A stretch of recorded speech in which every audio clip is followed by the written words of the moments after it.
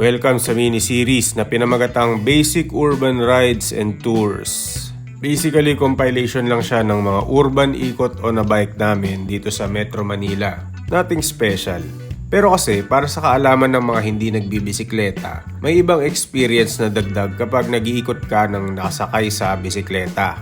Meaning, yung mga napuntahan mo na dati ay hindi nakakasawang balikan kung nakabike ka. Kaya, ang typical na tour kahit within Metro Manila ay magiging mas kakaiba dahil sa tulong ng bisikleta. Shoti, abang mo! So para sa episode 1, dadalhin namin kayo sa Siomai Loop or OG Loop.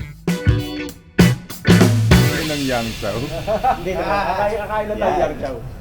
Ito yung typical na ikot ng mga bike friends namin dito sa Kuro. Isang coffee shop dito sa may Quezon City. Naging tambayan na din kasi to ng mga kaibigan naming mahilig magbike dahil yung mga owner mismo ay nagbabike din.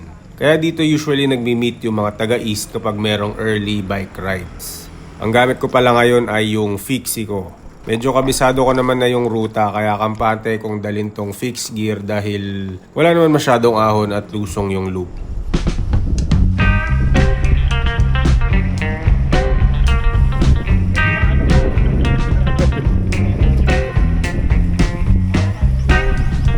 Dito kami nag-uumpisa pag nagso-Siomai Loop kami.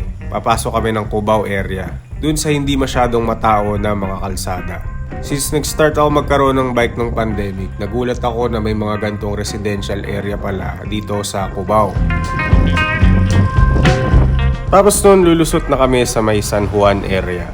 Pero sa looban pa rin, so chillax pa rin yung pace at walang gaanong praning sa mga sasakyan. Yung ganun mahirap na diretso ito. Yung pababang ganun mahirap na diretso. Na walang... Oo, lalo na pag may humps na ganyan. Yung part na yun, pinag-uusapan nila yung mga hassle moments pag naka-fixie ka. Totoo nga naman na mahirap yung ahon pag naka-fixed gear. Pero para sa akin, mas mahirap yung lusong. Kasi hindi ka naman pwedeng tumukod agad-agad kapag lumulusong compared kapag umaahon. After ilang padyak pa, nandito na kami sa may Santa Mesa area. Yung dulo ng kalsadang to ay intersection. Aabot ka dun sa may maraming motel. As in marami, tapat-tapat sila.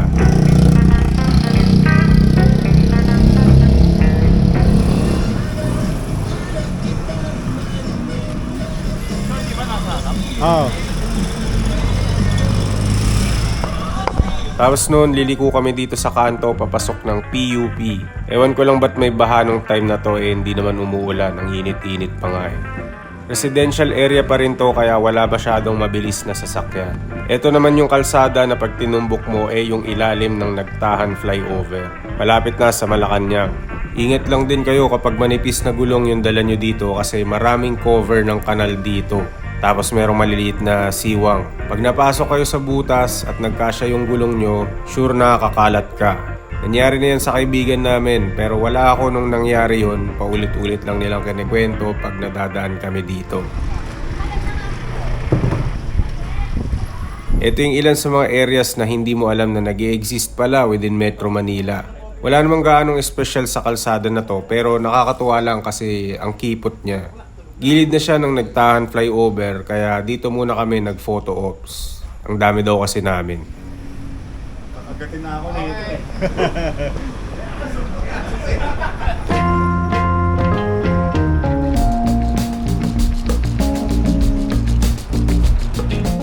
Konting padyak pa at aabot na din tayo dito sa intersection papasok ng Malacanang. Ingat lang kayo pag tatawid dito kasi maraming sasakyan ang nanggagaling sa iba't ibang direksyon. Tignan nyo muna kung ano yung kulay ng mga signal lights para hindi kayo maabutan ng ibang sasakyan. Naiiwan tuloy ako. After nun ay nandito tayo sa kalsada pa Malacanang. Pero hindi tayo papasok ng Malacanang. Iliko tayo sa kanan papasok ng Mendiola. Sa gilid ng CEU merong makipot na naman na eskinita dito.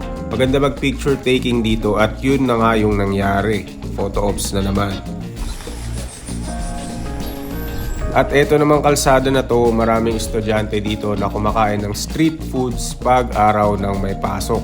Pero pag tinumbok mo to, ang labas mo ay dun sa may San Sebastian Church, yung bakal na simbahan.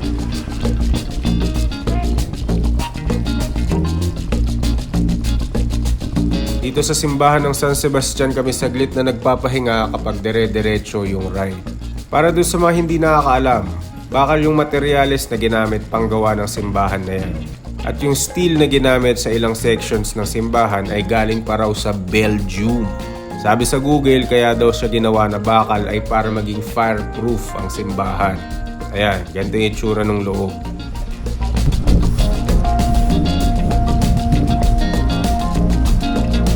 Tapos nun, papadyak na ulit papunta ng Quiapo. Ito yung kalsada na pag tinumbok mo, aabot ka sa may Muslim community ng Quiapo. Ito yung area na mabango na amoy laging inihaw na isda at mga pagkain. Minsan gusto kong itry na mag food trip dito para kasing interesting yung mga pagkain na nadadaanan namin sa kalsadang ito.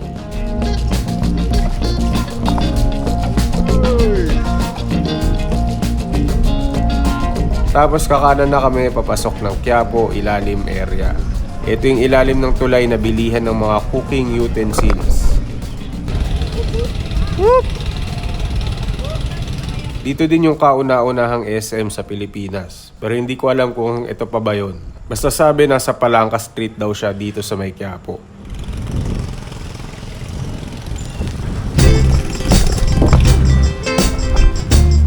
Pag tinumbok mo yung kalsada na to, nasa may Escolta area ka na ng Manila. Mag-U-turn lang kami para makapasok ng Binondo.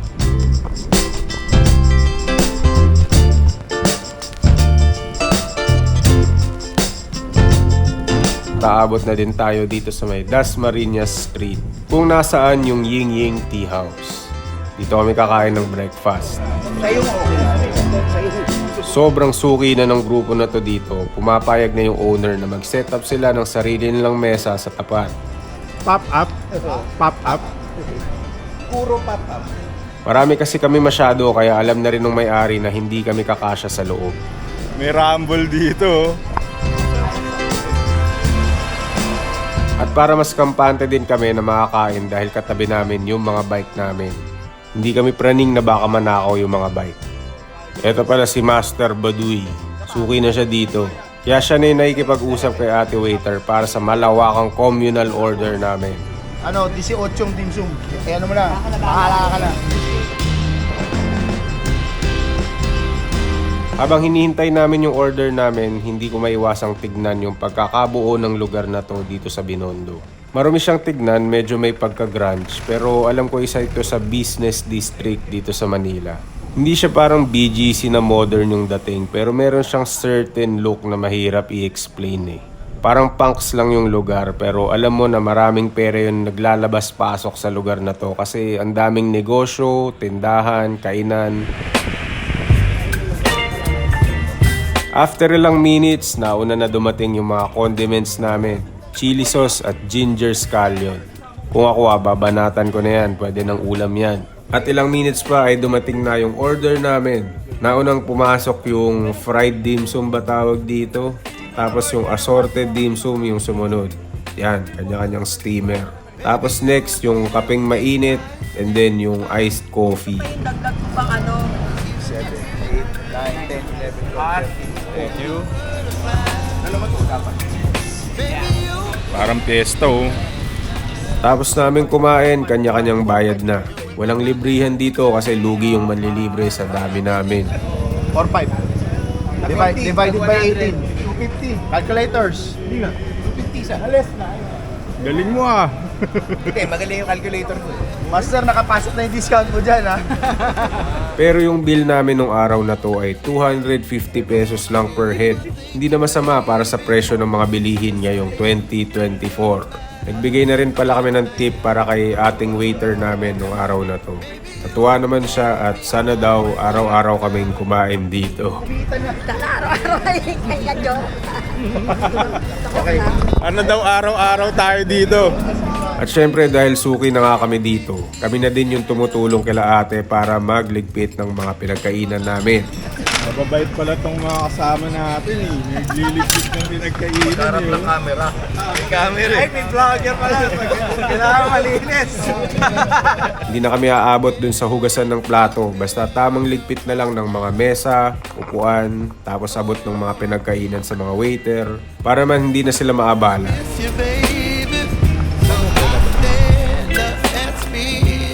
Pagtapos namin kumain, antok na kami ulit. Pero malayo pa yung iikutin namin. Papasok na kami dito sa may bagong gawa na Binondo Intramuros Bridge.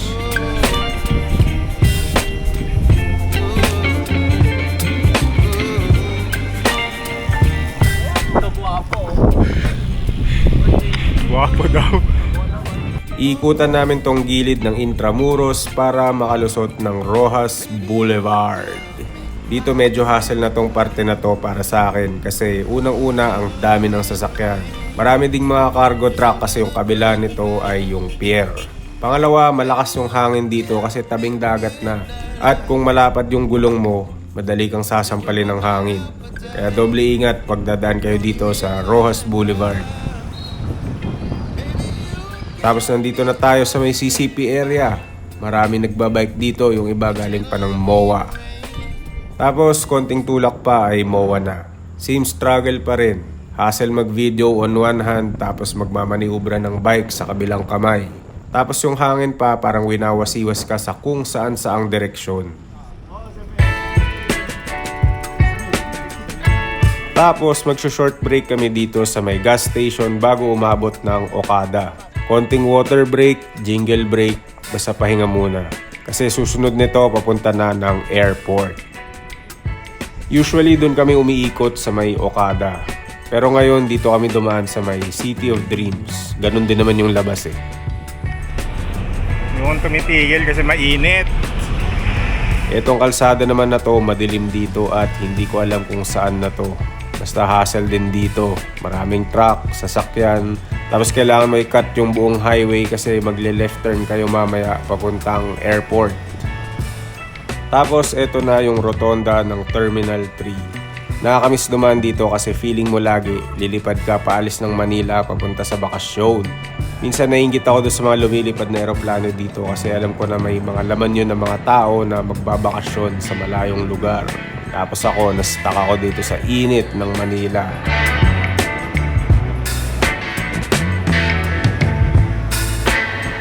Sana gagawin ko eh. Lalo ko video eh, kaya picture ko na. Pwede monetize. Tapos noon, nandito na kami papasok ng BGC. Medyo bumibilis na yung pace ng mga tao pag nandito na sa area na to. Ewan ko kung dahil straight lang ba yung kalsada or nagmamadali silang makaabot ng BGC kasi mas maraming puno doon. At yun na nga, nandito na tayo sa BGC pare. Medyo mas madali magbike dito kasi pag weekend at umaga, mas kaunti yung sasakyan. Sa ano pa, White Plains. Galing airport. Oh, loop. Ay, 3 ba yun? Dito sa ano?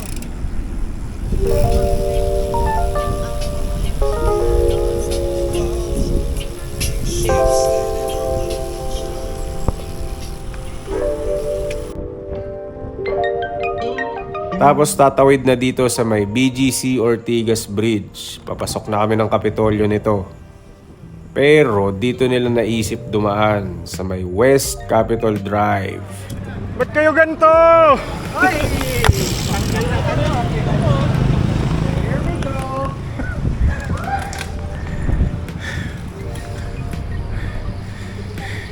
Banayad lang yan!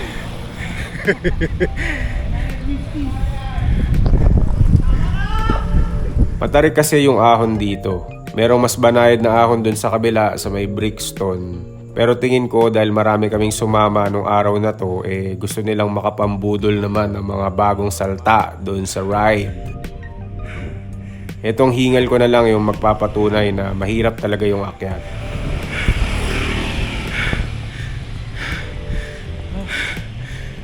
Tapos nung nandito tayo papasok ng estansya.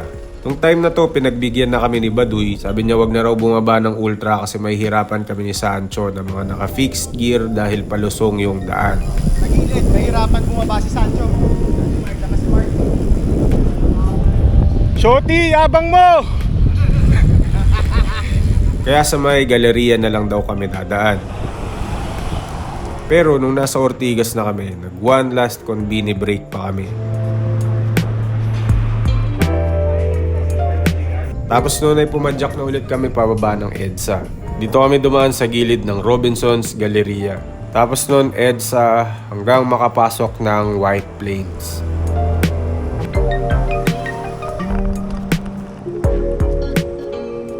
Tapos dito na tayo ulit sa White Plains, pabalik ng Kuro. Medyo traffic dito kapag rush hour, kaya sinulit ko na yung kaluwagan ng kalsada para magmadali. At sa wakas, nakabalik na din tayo ng Kuro. At yun yung kabuuan ng Siomai Loop. Sorry, wala akong cycling computer para ipakita sa inyo yung GPX ng ruta. Pero tanong nyo na lang doon sa mga karide namin dito sa route na to at alam nila yan. Tingin ko tinawag din siyang Siomai Loop kasi medyo highlight din yung pagkain, which is yung siomai or yung mga dumplings doon sa Ying Ying. At dyan nagtatapos ang episode ng Basic Urban Rides and Tours. Sana may natutunan kayo sa rutang dinaanan namin. Sana na-inspire din namin kayo na kahit papano mamasyal within Metro Manila ng nakabike. Or kahit dun sa syudad nyo na mismo, kung saan man kayo nakatira. Basta kung nakabike kayo, hindi nyo naman kailangan magpakalayo-layo para mamasyal. Kung meron kayong urban ikot na gusto nyong ipa-experience sa amin, mag-message lang kayo. Susubukan natin yan at gagawa natin ng review. Para sa mga bago dyan, nag-upload pala kami ng bagong video every Monday, 7 PM. Subscribe na rin kayo sa channel na to para dumami pa tayo. Click nyo na din yung notification bell para ma-inform kayo sa bago naming uploads. At kung meron man kayong questions or suggestions, leave a comment down below. Gumawa pala ako ng Facebook group. Sali kayo dun. Ang pangalan niya ay Team Monday. Para meron tayong maliit na community. Yung link ay nandyan sa description. At bago tayo matapos, papaalala ko lang. Sa May 18, 2024, meron kaming announcement sa inyo mga kapwa naming gaijin. Abang lang kayo sa kung ano yan dahil magiging masaya to, promise. At salamat sa panonood. See you next week.